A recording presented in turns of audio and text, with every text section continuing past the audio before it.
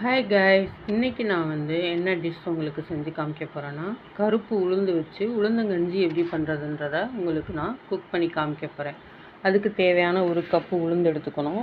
ஒரு 5 டீஸ்பூன் பச்சரிசி எடுத்துக்கணும். அது திக்னஸ்க்காக சேர்த்துக்கிறது. நல்லா பொன்னிறமாக ரெண்டையும் வறுத்துக்கணும். நல்லா வறுத்த ஸ்மெல் ஒரு ஸ்மெல் வரும். அந்த ஸ்டேஜில் ஸ்டவ் ஆஃப் பண்ணிடணும்.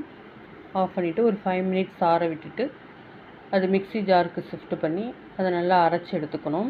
இந்த அரைச்ச உளுந்தை ஒரு குக்கருக்கு ஷிஃப்ட் பண்ணிவிட்டு அதில் 2 டம்ளர் தண்ணி விட்டு நல்லா கலக்கி விடணும்.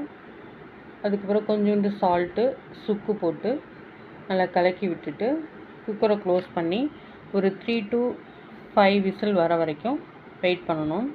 விசில் வந்ததுக்கப்புறம் குக்கரை ஆஃப் பண்ணிவிட்டு இதுக்கு தேங்காய் பால் தான் நம்ம ஊற்ற போகிறோம். வெறும் தேங்காய் போடலை, தேங்காய் பால் எடுத்துக்கணும். தேங்காய் பால் எடுத்துகிட்டு இப்போ ஓப்பன் பண்ணி பார்த்தோம்னா நல்லா வெந்திருக்கு பாருங்கள். இந்த ஸ்டேஜில் கொஞ்சம் தேங்காய் பால் தேவையான அளவு மட்டும் ஊற்றிட்டு ஒரு 2 செகண்ட் கொதிக்க விட்டோம்னா கொஞ்சம் திக்காகிடும். திக்கானதுக்கப்புறம் இந்த ஸ்டேஜில் நாட்டு சர்க்கரை போட்டு அதையும் நல்லா கலக்கி விடணும். கலக்கி விட்டுட்டு 1 டீஸ்பூன் நெய் விட்டோம்னா நல்லா வாசனையாக இருக்கும். ட்ரை பண்ணி பாருங்கள். தேங்க்யூ.